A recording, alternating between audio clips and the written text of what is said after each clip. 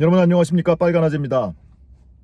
오늘 정경심 교수의 3차 공판이 막 끝나고 법원 뒤에서 실시간 방송을 막 시작을 했는데 법원 주변의 통신 상태가 너무 좋지 않았습니다. 그래서 부득이하게 방송을 제대로 하지 못하고 지금 내려가다가 고속도로 휴게소에 잠시 들렀습니다.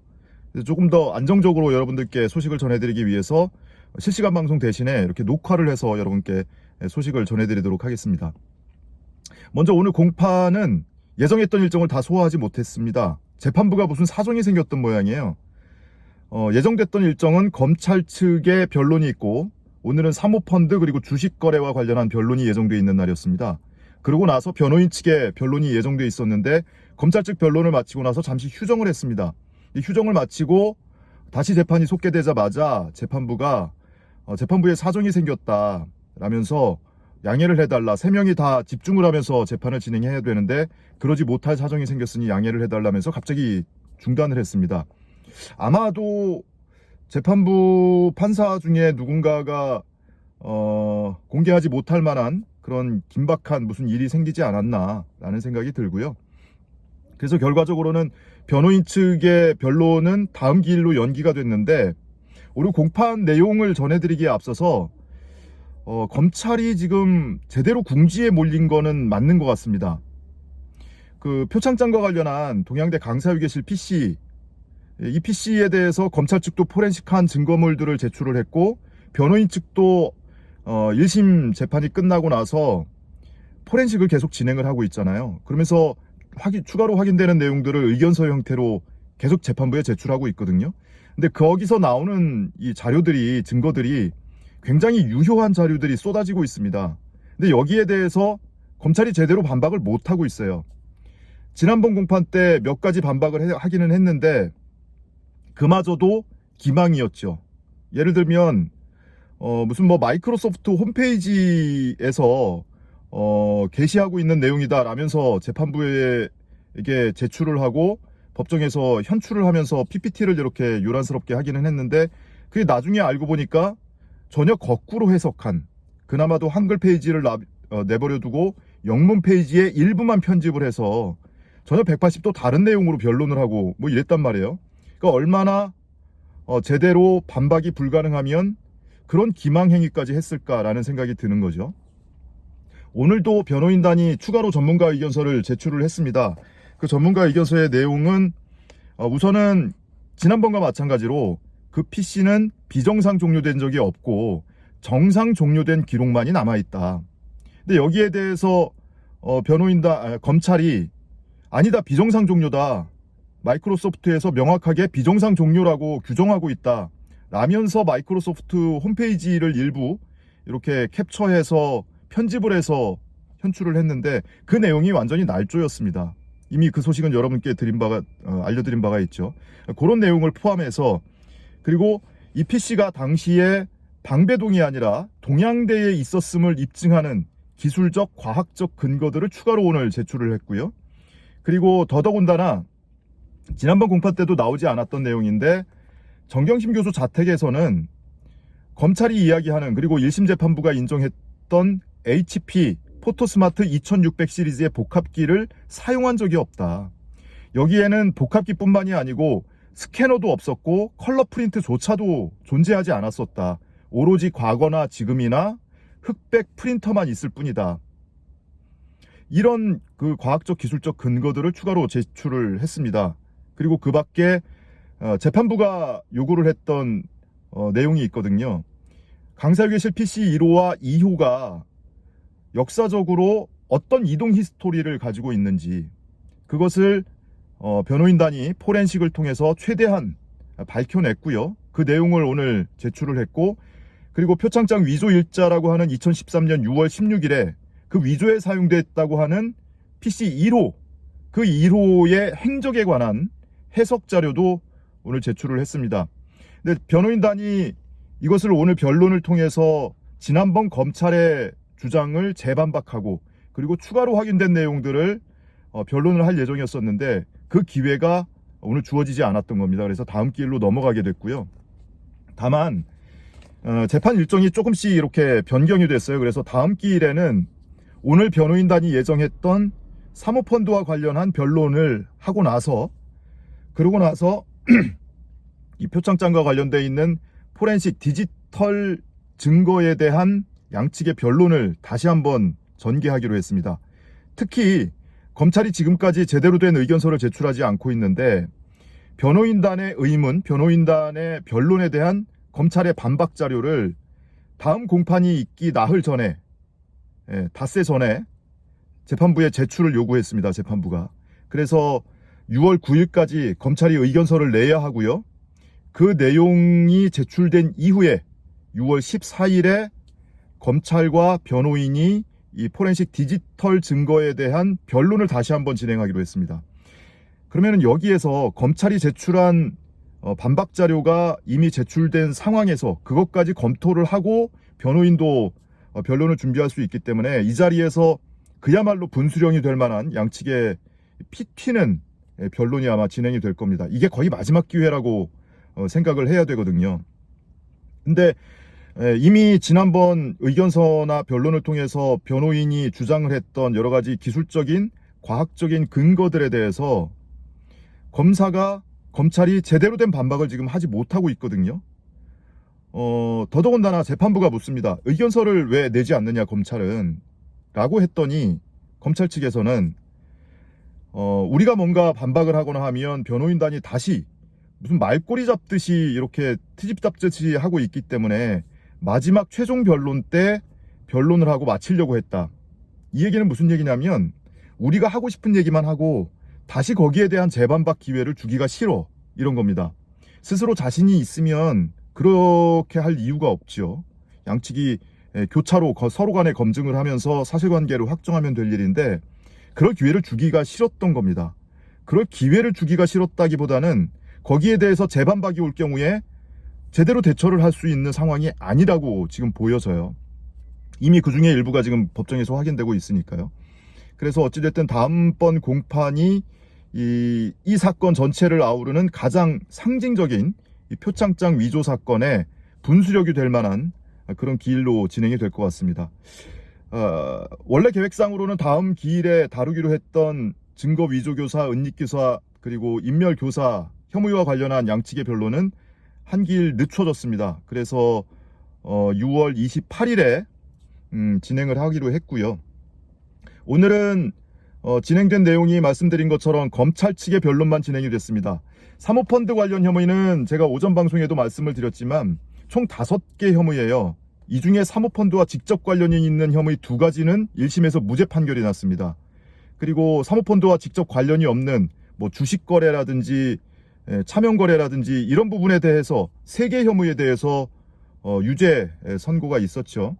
그러니까 검찰은 오늘 변론을 통해서 1심에서 무죄 판결 난 부분에 대해서 집중적으로 변론을 했습니다. 그 2가지 혐의는 업무상 횡령 혐의, 조범동 씨와 공모를 해서 허위의 컨설팅 계약서를 작성을 하고 코링크 P의 자금을 횡령을 했다, 뭐 이런 혐의였죠. 그리고 또 하나는 블루펀드 출자 약정과 관련해서 그 금액 등에 관해서 금융위원회에 보고를 하게 돼 있는데 그 보고의 주체는 코링크 P, GP입니다. 코링크 P가 보고를 하게 돼 있는데 그 내용이 사실과 다르다, 거짓으로 변경 보고를 했다, 이런 내용이었습니다. 이 2가지는 1심 재판에서 모두 무죄 판결이 나왔습니다. 더더군다나 정경심 교수의 1심 재판부에서만 무죄 판결이 났던 것이 아니고요. 그에 앞서서 조범동 씨, 오촌 조카 조범동 씨 재판부에서도 이 내용에 대해서는 정경심 교수가 공범으로 적시되어 있기 때문에 정경심 교수의 공모 여부를 판단을 했거든요. 근데 공모 여부를 인정하지 않았고, 특히나 횡령이라든지 또는 거짓 변경 보고에 관해서 조범동 씨의 혐의조차도 온전히 다 인정을 하지 않았습니다. 그래서 2단계, 3단계를 건너와야 정경심 교수의 혐의가 인정되는 건데 애초에 1단계부터 끊겨버린 거고요.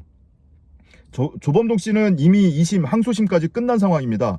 항소심 재판부에서조차도 정경심 교수의 공모 혐의를 인정하지 않았습니다. 그래서 새 재판부에서 정경심 교수의 횡령 혐의, 금융위 거짓 변경 보고 혐의에 대해서 무죄로 판단을 했기 때문에 지금 이 재판부에서 그것을 뒤엎을 만한 증거가 제출되거나 제시된 적이 없습니다. 오늘 검찰의 변론에서도 그럴 만한 내용은 발견되지 않았어요.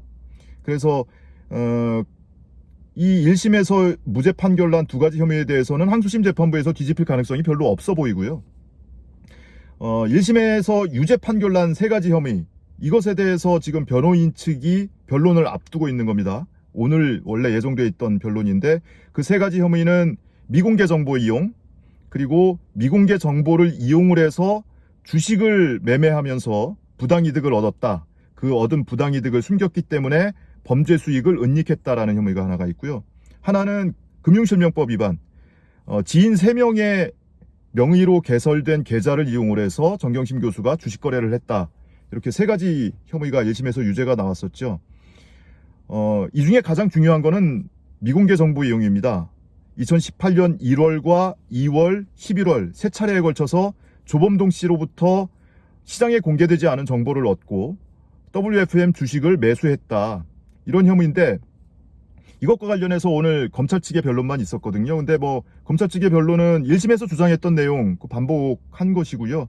여기에 대해서 정경심 교수 측의 반박도 또 있을 예정이었는데 이게 이제 다음 기일로 연기가 된 겁니다. 그래서 그 내용은 정 교수 측의 변호인단의 반박 내용까지 한번 들어봐야 양측의 주장이 어느 쪽이 더 설득력이 있는지 한번 확인이 가능할 것 같고요. 그리고 이 표창장 포렌식과 관련해서는 지금도 변호인단에서 전문가의 도움을 얻어서 계속 포렌식 작업을 하고 있습니다. 근데 오늘 재판부에 제출하려다가 제출하지 못한 의견서가 두 가지가 더 있어요. 하나는 이 접속 시간과 관련해서 검찰이 포렌식 보고서를 1심 재판부에 제출을 하고 그 보고서를 토대로 해서 1심 재판부가 심야 시간대에 웹 접속한 기록이다 라면서 인용한 그 내용이 있잖아요. 그것이 변호인단에서 살펴보니 심야 시간대에 웹 접속한 시각이 아니고 웹 서버의 마지막 수정 시각이었다. 그것을 완전히 별개의 의미로 왜곡해서 판단을 내렸다. 변호인단에서 지난번에 이런 주장을 했더니 검찰에서는 전체 8,900여 개 기록 가운데 절반 정도는 진정한 것이다라는 취지로 주장을 한 바가 있습니다. 그런데 이것에 대해서 변호인단이 전문가 도움을 얻어서 확인을 해보니 전혀 사실과 다르다는 겁니다.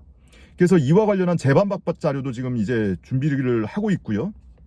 또 하나는 이런 모든 검찰의 왜곡, 기망, 나아가 조작 의혹까지 일고 있는 토대가 되는 기초자료가 대검 디지털 포렌식 센터에서 근무를 하고 있는 포렌식 수사관 이모 씨의 분석 보고서입니다. 이 이모 씨가 작성한 보고서가 한 20개가 돼요. 근데 이 보고서 내용이 살펴보니, 그리고 변호인단이 직접 포렌식을 통해서 확인을 해보니 허위와 기망으로 얼룩져 있다. 오죽하면은 이 이모 분석관이 제출한 분석 보고서를 통째로 증거 능력을 인정하지 말아야 한다, 이렇게 주장을 할 정도입니다. 그래서 이 분석관이 작성한 보고서의 허위 내용을 총정리하는 그런 의견서도 준비를 하고 있습니다. 오늘 법정에 함께 제출을 했으면 좋았겠지만 시간이 부족해서 이 두 가지 의견서는 미뤄놓고 있었는데 다음 공판까지 3주의 기간이 있기 때문에 이 3주 동안 부지런히 작업해서 그 사이에 이 의견서도 추가로 제출을 할 수 있지 않을까 싶습니다. 오늘 공판 내용 짧게 정리를 해드리면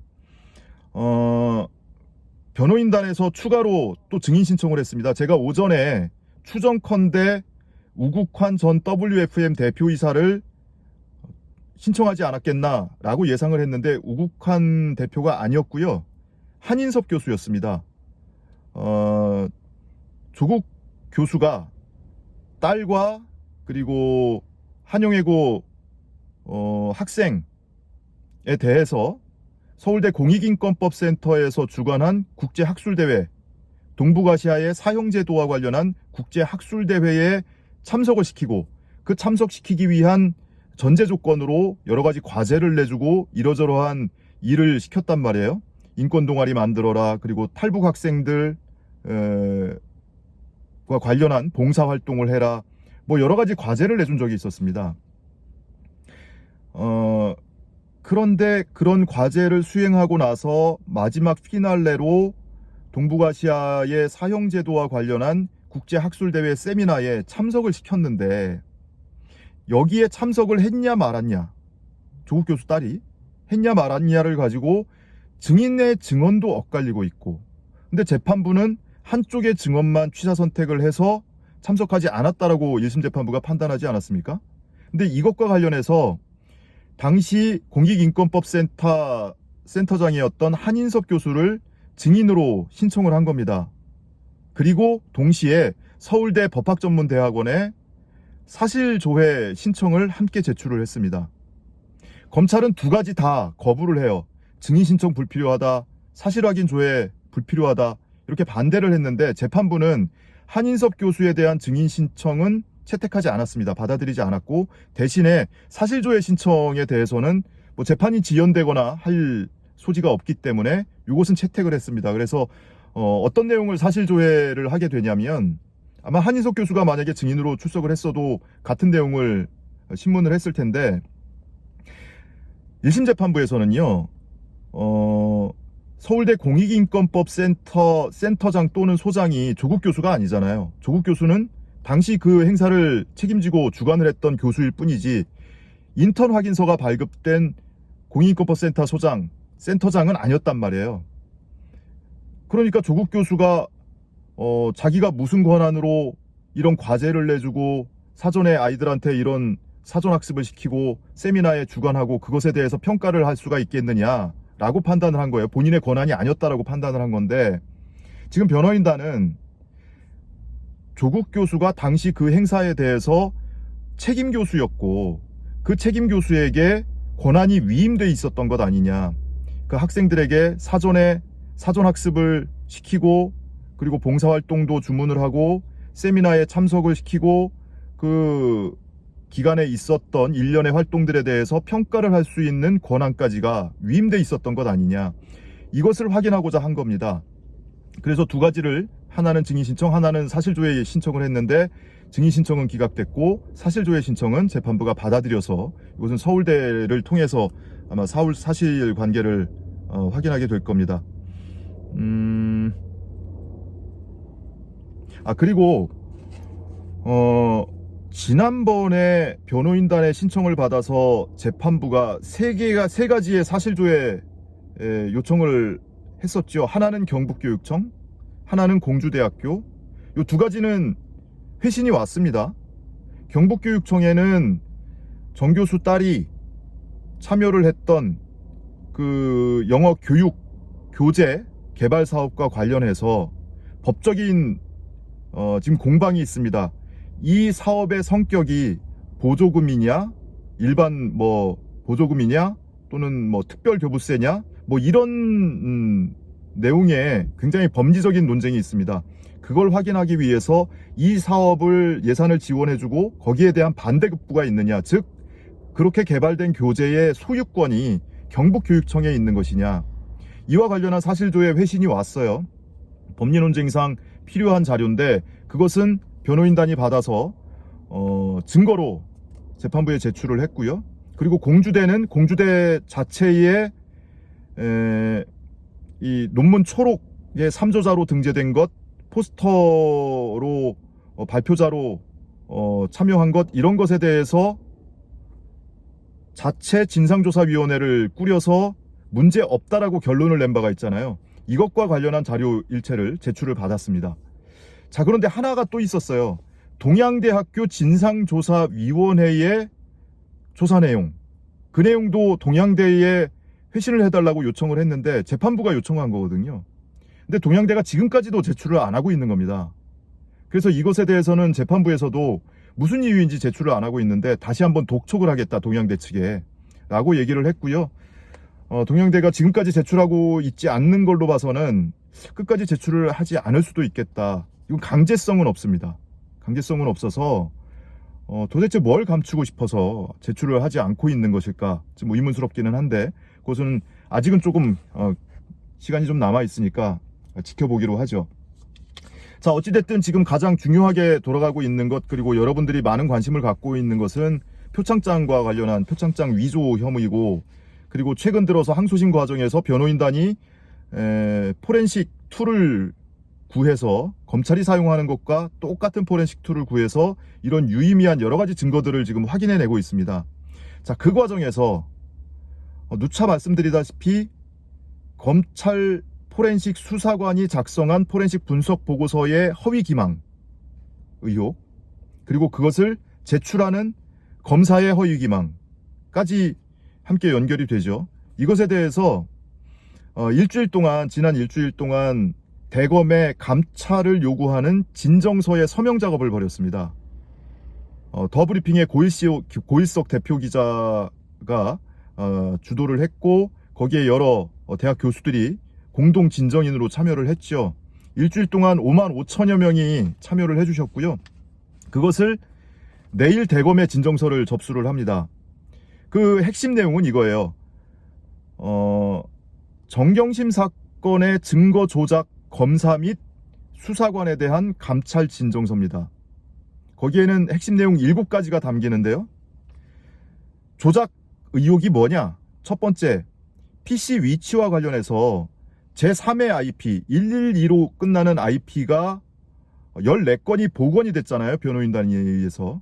근데 이것을 검찰이 감추고 제출하지 않았었죠. 객관 의무가 있기 때문에 피고인에게 유리한 증거도 제출할 의무가 있습니다. 그런데 검찰은 137로 끝나는 IP 22건이 복원됐다면서 그 기간 동안에 약 2년간에 걸쳐서 이 IP가 할당된 장소가 한 곳이었고 그것은 방배동이다 라는 논거에 뒷받침하는 증거로 제출을 했거든요. 근데 112로 끝나는 IP 14건이 분명히 발견이 됐음에도 불구하고 제출하지 않았다. 이것은 증거 조작이다 라는 취지입니다. 두 번째, 웹서버 수정 시각을 웹 접속 시각으로 둔갑을 시켜서 제출한 것. 조금 전에도 말씀드렸죠. Last modified by web server date and time. 이것을 웹서버 관리자에 의해서 그 파일이 마지막으로 수정된 시각이라는 의미인데, 그것을 여기에 접속한 시각으로 둔갑을 시켜서 제출을 했고, 1심 재판부도 거기에 속은 것인지 적극 호응을 한 것인지 모른 척한 것인지 모르겠지만 그 시각을 기준으로 해서 새벽 시간대 웹 접속한 기록이다 라면서 판결을 했거든요. 자, 그 내용. 두 번째, PC가 비정상 종료됐다라고 주장을 하고 있는데 아무리 포렌식을 해봐도 정상 종료된 기록밖에 나오지 않더라. 이건 역시도 기만적 해명을 한 거다. 그러니까 애시당초 그렇게 주장한 것뿐만이 아니고 변호인단이 그렇지 않습니다. 이것은 정상 종료된 기록밖에 안 남습니다. 당시에 정상 종료됐던 겁니다. 라고 근거 자료를 제출했더니 검찰이 지난번 공판 때 반박이라고 했는데 전혀 엉뚱한 내용을 가지고 180도 다른 내용으로 해석을 해서 반박을 하지 않았습니까? 한미 상호표자가 미 상무부에서 그게 바로 MS 마이크로소프트의 웹페이지를 편집을 해서 짜깁기해서 영문 페이지를 왜곡을 해서 법정에서 진술을 한 바가 있습니다. 자, 이런 반복적인 기망 행위가 있었다. 자, 네 번째는 포렌식 분석 보고서에는 그리고 1심 재판부도 그것을 인용을 했는데 이 복합기를 사용한 기록이라면서 포렌식을 통해서 나온 데이터를 제출하고 1심 판결문도 원용을 했는데 이것이 알고 보니 복합기를 사용한 기록이 아니고 사용을 하려다가 실패한 기록이더라. 이 내용을 변호인단이 확인을 했단 말이에요. 자, 이 네 가지 내용은 1심에서는 제기가 되지 않았던 내용입니다. 1심 끝나고 재판부가 추가 포렌식을 통해서 확인한 내용이고요. 여기에 3가지가 더 있습니다. 복합기 설치 위치와 사용 시점의 간격을 인위적으로 근접한 것으로 축소 기재했다. 키스트 인턴 확인서를 스캔하기 사흘 전에 복합기를 드라이버를 설치한 걸로 이렇게 분석 보고서에 기재를 해놨거든요. 그런데 실제로는 한 달여 전에 설치를 했던 겁니다. 이건 완전히 허위 내용이 기재되어 있는 거예요. 포렌식 분석 보고서에. 이건 1심 과정에서도 확인이 됐던 거고요. 그 밖에 2가지가 더 있습니다. 네트워크 카드의 맥 주소로 뭐 위치를 특정하려고 했다. MS 피즈 싱크 파일을 가지고 로그앤 SCR 관련 허위 주장을 했다. 이런 세 가지, 1심에서도 나왔던 주장이 세 가지가 더 있습니다. 그래서 이 모두 7가지의 허위 기망이 있었다, 증거 조작이 있었다라는 내용으로 감찰을 진정합니다. 내일 오전에 이 진정서를 접수를 할 예정이고요. 더더군다나 앞서 말씀드린 항소심 과정에서 포렌식을 통해서 확인이 됐던 이 4가지 이 증거는 1심에서 유죄 판단을 하는데 핵심적인 증거로 작용을 했던 증거들입니다. 그런데 그것을 알고 보니 전부 다 기망이 됐던 거예요. 그래서 오죽하면은 이 진정인들은 이 포렌식 분석 보고서의 증거 능력을 전면적으로 부인해야 한다. 더불어서 1심 판결을 무효화해야 될 판이다. 이런 내용으로 진정서를 접수합니다. 공동 진정인은요, 더브리핑의 고일석 대표기자를 비롯해서 김민웅 경희대 교수, 은우군 전 광주대 교수, 그리고 우희종 서울대 교수, 김효범 부산대 교수, 서기호 변호사, 그리고 양희삼 목사, 이렇게 7명이죠? 7명이 공동 진정인으로 참여를 하고 온라인상에서 모두 5만 5천여 명이 이 진정에 서명을 해주셨습니다. 그래서 내일 오전 11시에 대검찰청 앞에서 기자회견을 하고 이 공동 진정인들이 직접 이 진정서를 대검에 접수를 할 겁니다. 지금 이 시각에도 벌어지고 있는 일이고, 이거 과거의 일이 아니란 말이에요. 1심 과정에서 또는 수사 과정부터 벌어진 일이기는 하지만 지금 이 시각에도 계속 기망을 하고 있고 왜곡을 하고 있고 심지어 조작 의심까지 들고 있는 상황이니까 1분 1초라도 빨리 감찰에 착수해야 된다라는 주장을 이 공동 진정인들은 하고 있습니다. 그래서 내일 오전 11시에도 대검찰청 앞에서 이 내용을 다시 한번 기자회견 현장을 생생하게 여러분들께 전해드리도록 하겠습니다. 자, 다시 한번 강조드리지만 다음 6월 14일 공판이 이 사건의 분수령이 될 것 같습니다. 변호인단에서는 오늘도 다시 한번 전문가 증인 신문을 하자, 양측 전문가들이 참여한 상황에서 교차 신문을 통해서 과학적이고 기술적인 부분에 관해서 전문가들의 변론을 통해서 또는 증인 신문을 통해서 사실관계를 분명하게 밝히고 넘어가자.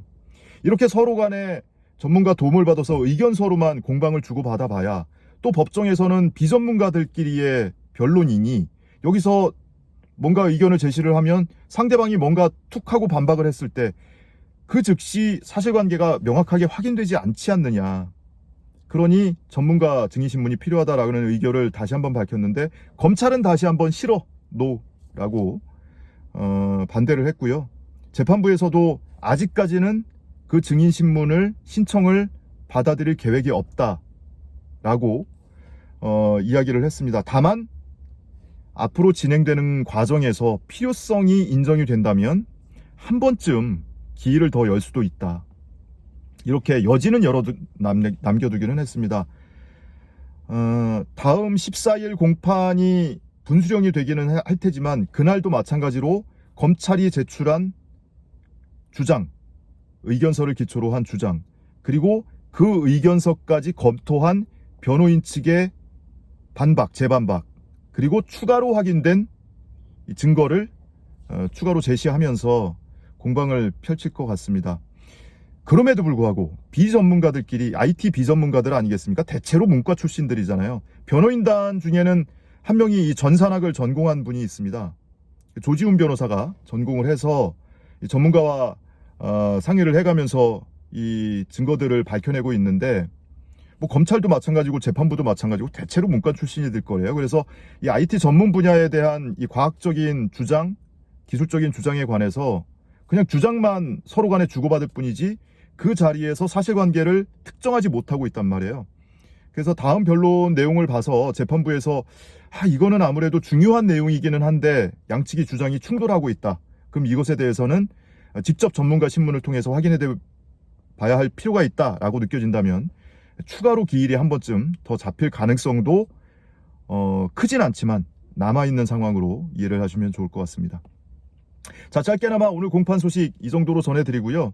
좀 더 차분하게 내일은 아마 제가 또 다시 서울에 올라와서 대검 앞에서 진정서 접수하는 소식을 여러분께 전해드리게 될 것 같고, 뭐 내일 저녁이든 모레든 앞으로 다음 공판까지 3주간의 시간이 있기 때문에 관련된 내용들이 조금 더 정리되고 추가되는 대로 소식을 또 꾸준히 전해드리도록 하겠습니다. 자, 시청해주신 여러분 감사합니다.